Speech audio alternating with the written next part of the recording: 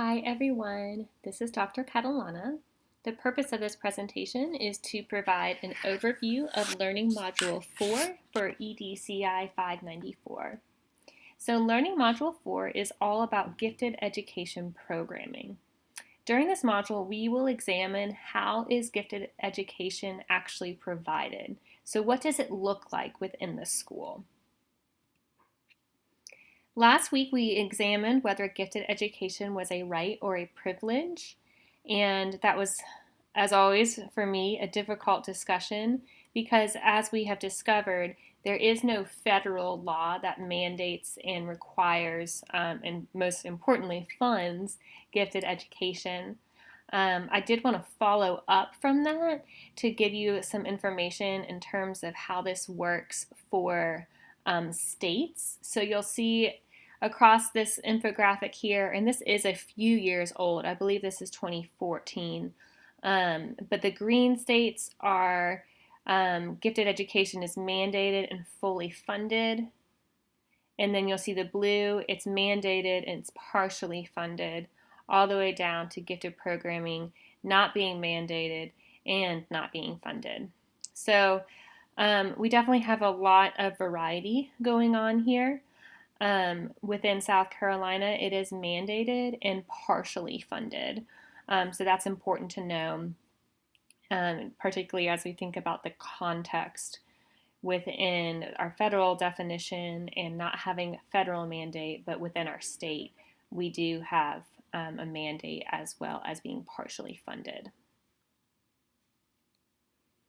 So this leads me to our discussion of what does gifted education look like? What are the quality gifted education services? One source that is particularly important in your library materials this week are the Gifted Education Programming Standards.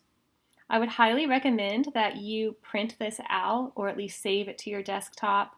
Make sure that this is one of those documents that you hold on to, and we'll actually use this document particularly for your discussion board post this week, as well as your application assignment.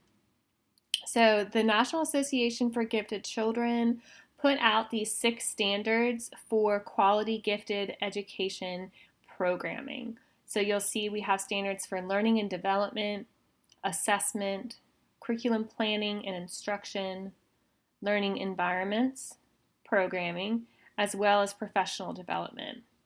So as you are looking into these materials, we will of course be focusing more heavily on the programming standards, more specifically, but I want you to know that the NAGC is really like the most well-known in terms of gifted education, and they are the ones that have written these programming standards, which by the way have not been around very long. I believe they were written in '94. So it's a good thing that we have them because now we have something to assess our gifted programs based on. A few things when we talk about gifted education programming. So there are 2 main types of delivery, and the first is acceleration, the second being enrichment.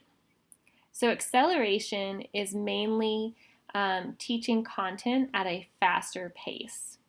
We can do that through a full grade acceleration, such as skipping over the 2nd grade, or subject acceleration. A really common example of that would be taking Algebra 1 during the 8th grade. We also have enrichment. Enrichment is more about getting in greater depth, and I have another slide in a moment further explaining the difference between these two. But enrichment can include things like mentors, apprenticeships, clubs, interest-based projects, really kind of digging more deeply into the content. So something that I like to point out very clearly in gifted education programming is a lot of times acceleration is discussed as one option and enrichment as the other.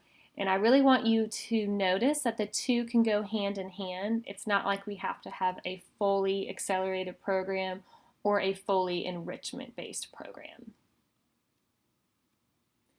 So I apologize, the quality of this slide isn't great, but I really like this graphic This is a more in-depth illustration of the difference between acceleration and enrichment. So acceleration, I want you to think about this race car here. Acceleration is all about getting through curriculum quickly. It's sped up through meeting the students where they are. So sometimes the students already have a large majority of the content, so they simply go through the content at a more quick pace. So if acceleration is the goal, then the goal is to get through the content more quickly and to develop the skills more quickly. So acceleration, you kind of think of the end goal in mind. Now, if we think about enrichment, enrichment is more about the journey and extending the experience. So that's where your depth and complexity goes in. If enrichment is done right, then oftentimes we make a great effort to explore topics of interest. And rather than the goal being to get through the content quickly, like acceleration, enrichment is more about enhancing and investigating and really digging deep into the content. So the ultimate goal of quality enrichment would be to make connections between the real world, connections between various different content areas, and really bring in that breadth or depth. So a couple of notes. First off, remember from our Myths and Reality survey, it's tempting to think that acceleration could be socially challenging for students, but research doesn't necessarily support that. It's important for our students to be with their intellectual peers. Another note to make is about enrichment.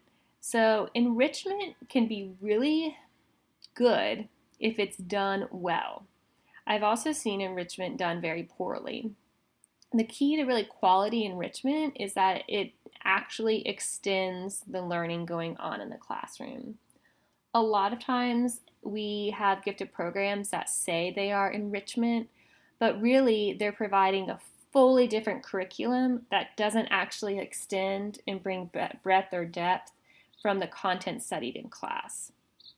When that happens, guys, then kids, they think, oh, gifted class is kind of fun. We do these kind of random activities, but they don't see the connection between that time in the gifted class and that time in the more traditional classroom. So if enrichment is effective, that means it has to be related to the academic content in the traditional classroom, and it has to be really well designed so we have correct alignment. Okay, so let's talk about your assignments for this week. So you do have another discussion board, and this is based on analyzing a particular school's gifted education program. In addition to that, you have what I call the gifted education critique. This is a very practical assignment, and it requires you to choose a gifted education program that you are familiar with or you would like to be familiar with. So if you are a practicing teacher, I would encourage you to choose your school's gifted program. If you are an inspiring teacher, then maybe choose a school that you've done a field experience at or somewhere in the future where you would like to teach. So the gifted education critique requires you to do some investigating. You need to analyze the quality of our gifted education program. And I want you to know from firsthand experience, it won't be easy to get all of the information you need. I posted on your Blackboard page some very specific prompts that I'm looking for. See if you can find as much information as possible about the gifted program.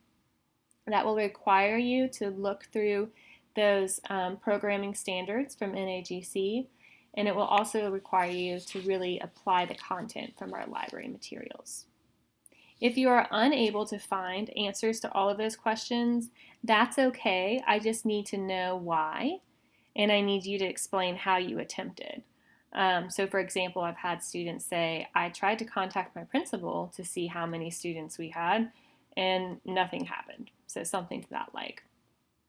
But in terms of gifted education programming, this is like the bread and butter of what does gifted education actually look like. And remember, We have this kind of overarching theory of acceleration and enrichment, but that doesn't mean they have to happen either one or the other. Look forward to working with you this week and let me know if you have any questions.